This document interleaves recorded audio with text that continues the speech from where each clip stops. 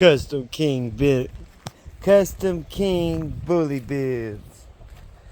This is a waste management system where all the poop and pee goes down through the tubes, and then there's tin underneath with the fall that lets it fall this way into a reserve tank, and an open and shut off that hooks to your sewer just like RV.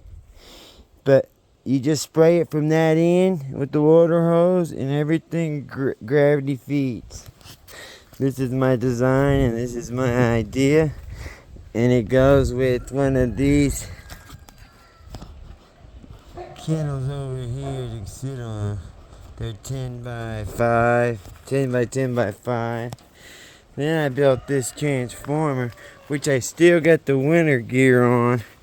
But it's a transformer because all the bays can be opened up.